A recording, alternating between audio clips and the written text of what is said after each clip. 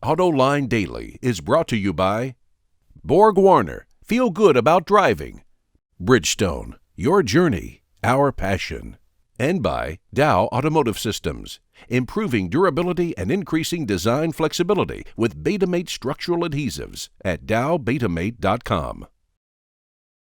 Hello and welcome to a brand new Autoline Daily. Coming up later in the show, I've got answers to your comments and questions. But now let's get to the news. You know, I just got back from the media launch of the new Honda Fit. A lot of that information is still embargoed for another week and a half, but here is one takeaway I can report on. This thing is a packaging masterpiece. It's impressively roomy inside, especially in the back seat, and yet there's still plenty of cargo room behind the back seat. The Fit is significantly bigger inside than any of its competitors, like the Nissan Versa, Ford Fiesta, or Chevy Sonic, and yet it's lighter than them and will probably pass the small overlap test, which those cars do not. Want to know one of the packaging secrets about the Fit? The gas tank is mounted underneath the front seats, not the rear seats, like on most other cars. A few years back, China started limiting exports of rare earth metals, which are used in batteries for hybrid and electric vehicles. China produces most of the world's supply of the materials, and its trade policies are driving up prices. That prompted the US, Japan, and Europe to challenge the export limits with the World Trade Organization. And yesterday, the WTO said China's limits do violate trade rules. China has 60 days to appeal that decision. And speaking of China, Volkswagen is reportedly going to develop a low-cost vehicle for emerging markets. The brand already has that very cheap Up, but this new vehicle would slot in below it. Prices would likely start in the $8,000 to $11,000 range, and it would be built in China. There's potentially a huge market for cars priced in the $8,000 range, but only in developing markets. These cars will never pass the crash standards required in developed markets. Otherwise, you could never get the cost down that low. The University of Michigan wants to be the hub for connected car and autonomous vehicle research. The school just approved designs to build an area to test these vehicles. The university will create a simulated environment that covers 30 acres and includes approximately 3 miles of concrete and asphalt roads with intersections, traffic signs and signals, sidewalks, roundabouts, simulated buildings, street lights, and other obstacles. Construction of the facility will cost about $6.5 million and will be completed by the fall. And in related news, currently there are 3,000 connected cars driving around Ann Arbor, Michigan, as part of that research project by the university and the Department of Transportation. The goal is to see how cars and infrastructure can communicate with each other wirelessly. And now the Ann Arbor News reports that the university wants to triple the number of V2V cars to 9,000 to get a better understanding of the large-scale use of connected cars. The goal is also to become the first city in the world with a fleet of autonomous vehicles. And in one more related story, Peugeot and IBM are going to collaborate on connected car technology. Information gathered from the automaker's in-car sensors, along with info from the traffic infrastructure and smartphones, will be put through IBM's data analytics. The idea is to make a more network-savvy vehicle with better web services and driver apps. And we want to thank HTG, who posted a link in our comment section and spotted this story even before we did.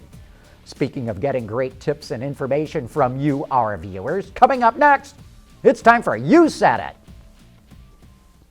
Proven on the track and on roads around the world, BorgWarner turbochargers improve fuel economy and reduce emissions without sacrificing performance. BorgWarner, official turbocharger supplier to the Izod IndyCar Series.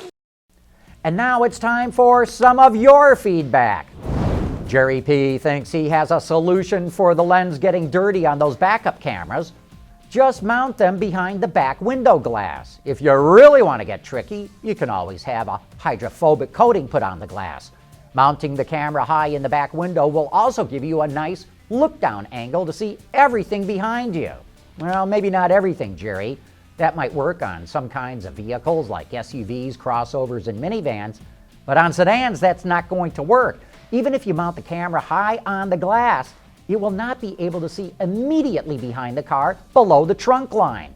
And that is where little kids are getting killed when people back over them. And hydrophobic coating or not, snow, dirt, and rain can still cover up the camera lens. Dan Chester says, John, you keep harping on the styling as the reason the Silverado is not selling up to expectations. In my humble opinion, they really need to take a hard look at the advertising. The TV stuff for Silverado, force-fit under Chevy's Find New Roads campaign theme, doesn't communicate the truck's newness very well, and it fails to sell product advantages strongly enough compared to the more macho campaigns long run by Ford and Dodge. In contrast to Silverado, there is continuity in the Sierra campaign, and that should make for some interesting analysis within the halls of GM. What works for cars doesn't always work for trucks. And all I can say is, very good observation, Dan Chester. Eric Brunner says, I was taught to hold the steering wheel at 9 and 3, and I find that to be the best position for complete control as well as minimal interference to your arms and wrists if the airbag is deployed. Looking at your feature on the Audi A3, I was reminded that I still don't understand why the car companies keep profiling the steering wheel for a 10 and 2 positioning. Well, I think 10 and 2 is the most comfortable. And I want to know, what do the rest of you think? What is the best position for holding the steering wheel? Just leave your comments in the comments section.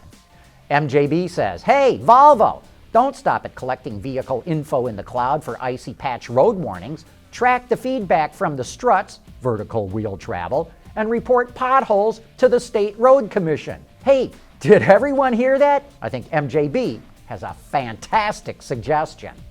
Alex Wellington has a question. Sales for 2014 have actually been reduced by a few thousand, about 0.1 to 0.2 million units, because of the winter. March is always a strong month. The Q is it going to be much stronger this time because of pent-up demand? I believe so. In fact, I've said before, I think sales in the U.S. market will be very strong this spring, and we're going to know next week. We should have a full sales report next Wednesday. XA351 GT has obviously seen the pictures of the new Hyundai Sonata. In my opinion, the Hyundai styling is a step back to the bland styling of a few design cycles ago. I think they should have kept pushing it forward, but I have heard the Koreans weren't fond of the current style so much. Shame, it is what set them apart from most other cars. Whereas they were setting the trend, they're back to chasing them. I agree, XA. The new look may help sales of the Sonata in Korea, but it's going to hurt it in other markets because the new one is just going to blend in and not stand out. Hey, thanks for all your comments and questions. You help keep us on our toes. And speaking of getting your input, get your questions ready for Autoline After Hours tonight, when our guest will be Ralph Gilles, the head of design for Chrysler and the head of the SRT brand. We'll get going live at 6 p.m. Eastern Time, but remember, you can always watch it later on our website or on YouTube, or listen to it in the comfort of your car with your daily commute, since you can stream it in there as well. Hey, hope to see all of you tonight, but anyway, that wraps up today's report, and thank you for watching.